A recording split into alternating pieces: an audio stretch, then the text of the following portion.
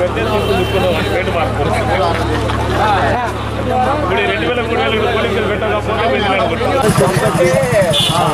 పోలీసులు పెట్టకపోతే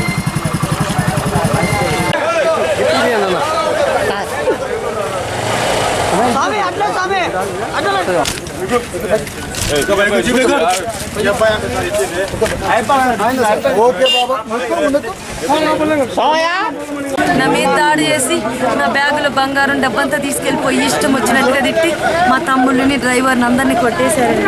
ఎవరండి కొట్టింది? రామారావు కొండలు. వాళ్ళందరూ రవిడీలండి. వాళ్ళు మర్డర్ కేసుల్లో ఉన్న వాళ్ళందరూ, కొందరేమో భార్యని చంపిన వాళ్ళు, కొందరేమో వేరే వాళ్ళు మర్డర్ చేసిన వాళ్ళు. వాళ్ళందరూ వాళ్ళ మీద రవిడి 2.5 లక్షల డబ్బు 15 తులాల బంగారం తీసుకెళ్లారు. నా హ్యాండ్ బ్యాగ్ పట్టుకెళ్ళిపోయినారండి. లగేజ్ బ్యాగ్, బట్టల బ్యాగ్, చిన్న చెట్టలకి తీసుకెళ్లారు. ఎందుకు వచ్చారండి ఇప్పుడు ఇటు? హైదరాబాద్ వెళ్తున్నానండి. ఎక్కడి నుంచి వెళ్తున్నారు? వినుకొండ నుంచి, మా ఇంటి దగ్గర నుంచి. ఎక్కడ మీ ఇల్లు? ఇక్కడేనండి, సిద్ధార్థ నగర్.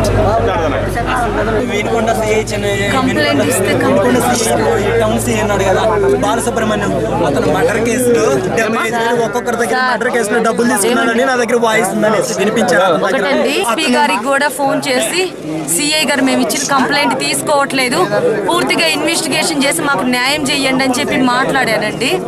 మాట్లాడిన తర్వాత మీరు వెళ్ళి కంప్లైంట్ ఇవ్వండి అని అన్నారు. మేము వెళ్ళి కంప్లైంట్ ఇస్తే కంప్లైంట్ పేపర్ తీసుకోవట్లేదు, తీసుకొని కూడా పక్కన పడేస్తున్నాడు. మా బంగారం దొంగతనంగా తీసుకెళ్లి కుదువ పెట్టుకున్నాడు. మా అక్క అడిగిన దానికి మా అక్క కాళ్ళు ఎరగొట్టాడు. నా స్కార్పియో మా అక్క కింద పేరు, మా అక్కకు చదువులేదని చెప్పి నా స్కార్పియో వాళ్ళు బ్రతుకుతారని వాళ్ళ దగ్గర ఉంచితే ఆ స్కార్పియో తీసుకున్నాడు. తర్వాత నా బంగారం పెట్టుకొని దొంగతనం చేసేసి ఇనోవా తీసుకున్నాడు. బంగారం నాదని రిసిప్ట్లు ఉన్నాయి, నేను హైదరాబాద్ లో కొన్న రిసిప్ట్లు అన్నీ ఉన్నాయండి. వాడు బంగారం కుదో పెట్టుకున్న రిసిప్ట్లు మా అక్క తీసుకొచ్చి మాకు ఇచ్చిందండి. ఆ తర్వాత సిఐ కంప్లైంట్ ఇస్తే చీటింగ్ కేసు తీసుకోలేదు. ఆ తర్వాత ఇన్వెస్టిగేషన్ చేయమన్నాను. ఇన్వెస్టిగేషన్ చేయండి, బంగారము కారు ఎవరిదో మీరు చూడండి. ఇప్పుడు కారు అతని పేరే ఉంది అని నేను అమ్ముకున్నానని చెప్పేసి అతను చెప్తున్నాడంట కదండి. కారు నాదండి, వాళ్ళ భార్యని అడగండి, మా అమ్మని అడగండి. సేల్ లెటర్ల మీద సంతకాలు ఉన్నాయండి. ఎప్పుడైనా కారు నాదేనని చెప్పి సేల్ లెటర్ల మీద సంతకాలు కూడా పెట్టించాడండి. సిఐ వినుకొండ సిఐ బాలసుబ్రహ్మణ్యము ఇప్పుడు దావులూరు మహేష్ దాడి చేశాడు కదా. దావులూరు మహేష్ మర్డర్ కేసులో ఉంటే దావులూరు మహేషే చెప్పాడండి, సిఐ మా దగ్గర డబ్బులు ఇంత తీసుకున్నాడు, డిఎస్పీ ఇంత తీసుకున్నాడని నా తమ్ముడితో మాట్లాడాడు. సిఐ సుబ్రహ్మణ్యం పేకాటాళ్ళు ఎవరో 14 మంది పేకాట ఆడుతుంటే టౌన్ సిఐ బాలసుబ్రహ్మణ్యం గారంట 14 మంది పేకాట ఆడుతుంటే నా తమ్ముడు సిఐకి ఇన్ఫర్మేషన్ ఇస్తే సిఐ ఒక్కొక్కరి దగ్గర 2000 3000 తీసుకొని వదిలిపెట్టాడంట. తర్వాత మా తమ్ముడు సిఐ గారికి కాల్ చేశారు, పేకాట వాళ్ళని పట్టుకున్నారంటే పట్టుకున్నామండి అన్నారంట. ఎలాంటి కేసు రిజిస్టర్ చేయలేదు, వాళ్ళ దగ్గర డబ్బులు తీసుకొని వదిలేశాడు. ఎస్ఐకి ఎంత ఇచ్చింది, డిఎస్పీకి ఎంత ఇచ్చింది, మర్డర్ చేసిన అబ్బాయే చెప్పినాడు నా తమ్ముడితో.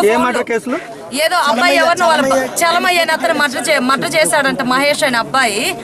ఆ కేసులో సిఐ, ఎస్ఐ, డిఎస్పీ ఎంతెంత డబ్బులు తీసుకుంది, మర్డర్ చేసిన అబ్బాయి, వాళ్ళు డబ్బులు ఇచ్చిన అబ్బాయి మా తమ్ముడితో మాట్లాడాడండి. సిఐ నా తమ్ముడు ఫోన్ చేసి మీరు మర్డర్ తీసుకునే డబ్బు, మీరు మర్డర్ కేసులో డబ్బులు తీసుకున్నారని చెప్పేసి మహేషే అందరికి చెప్తున్నాడు. మీరు మేము కేసు అన్యాయం చేస్తున్నారు, మీరు ఎందుకు మాకు న్యాయం చేయట్లేదు? ఒక ఆడపిల్లగా మా అక్కని కాళ్ళెరగొట్టి మా పుట్టింట్లో పడేశాడు, మా కారు తీసుకున్నాడు, మా బంగారం దొంగతనం చేసి కుదువ పెట్టుకున్నాడు అని చెప్తే వినుకొండ టౌన్ సిఐ బాలసుబ్రహ్మణ్యం గారి దగ్గరికి వెళ్ళేసి నేను వినుకొండ సర్కిల్ ఇన్స్పెక్టర్ బాలసుబ్రహ్మణ్యం దగ్గరికి వెళ్ళేసి నేను గత 4 నెలల క్రితం అతని పర్సనల్ మొబైల్కి ఫోన్ చేసి నేను 12 మంది పేకాట ఆడుతున్నారు సార్ అనేసి, కారంపూడి రోడ్డు అక్కడ మసీద్ దగ్గర కొంచెం లోపలికి వెళ్తే 4 ఇళ్ళు ఉంటాయి, అక్కడ 12 మంది ఈ పేకాట ఆడుతున్నారు సార్, యాక్షన్ తీసుకోండి అనేసి వినుకొండ కారంపూడి వెళ్ళే రూట్లో అది చెప్పాను. చెప్తే అతను పంపించానమ్మా అనేసి నాకు ఫోన్ చేసి చెప్పాడు. 12 మంది దొరికారంటమ్మా అనేసి చెప్పి వదిలేశాడు. కానీ ఆ 12 మంది దగ్గర ఒక్కొక్కరి దగ్గర 5000 డబ్బులు తీసుకొని వదిలేశారంట. తర్వాత నాకు పర్సనల్గా వేరే వాళ్ళు అక్కడ నుండి బయటకు వచ్చిన వాళ్ళు చెప్పారు, నువ్వు చెప్పినా కానీ ఏం చేయలేదు అని వదిలేశారు. 4000 డబ్బులు తీసుకొని ఒక్కొక్కరి దగ్గర 12 మంది దగ్గర 50,000 దాకా తీసుకున్నారని చెప్పారు. ఆ విషయం తర్వాత నేను సిఐ గారికి ఫోన్ చేస్తే నీకెందుకు చదువుకునేవాడివి, మేము తీసుకుంటాం వదిలేస్తాం, నీకు అవసరమా అని అన్నాడు.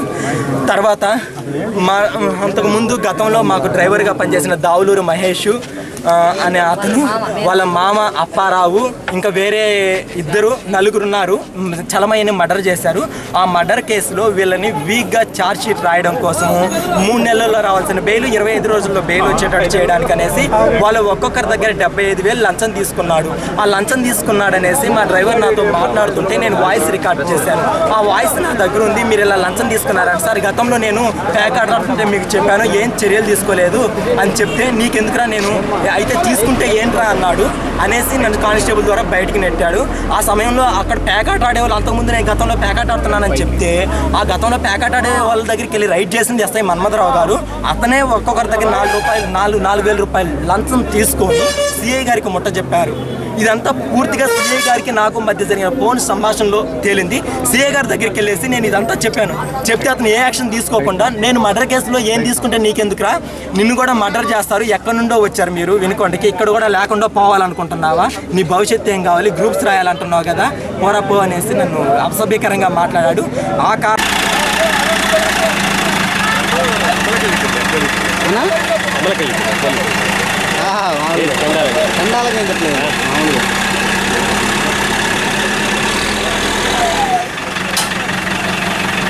ప్రైవేట్ క్లబ్ చేస్తా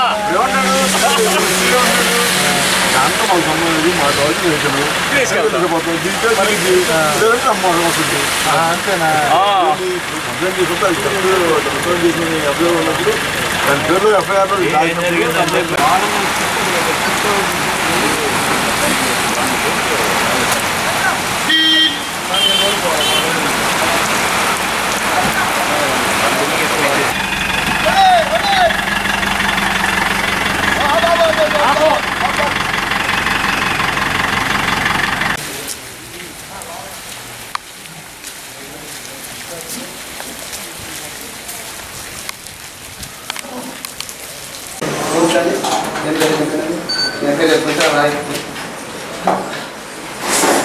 కూర్చోడా ఊరిక ఆపడానికి సేపు దర్శనం కదా ఎందుకు ఊరిక.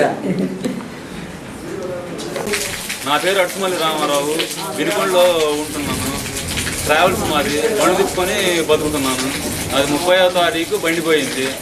కంప్లైంట్ ఇచ్చాను. నాకు తారా సోదరి మీద వాళ్ళ అన్నదమ్ములు ముగ్గురు మీద అనుమానము. రెడ్ హ్యాండెడ్గా ఇవాళ పట్టుకున్నాము.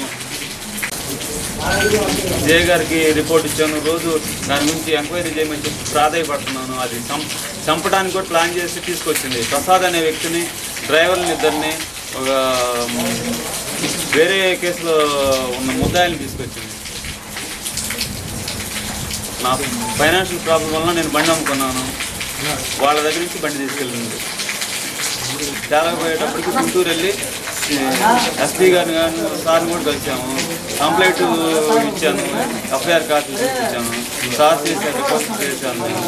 సార్ కూడా చెప్పారు చూస్తామని. ఇవాళ టేస్ట్ తీసుకొచ్చి స్టేషన్లో పెట్టాను.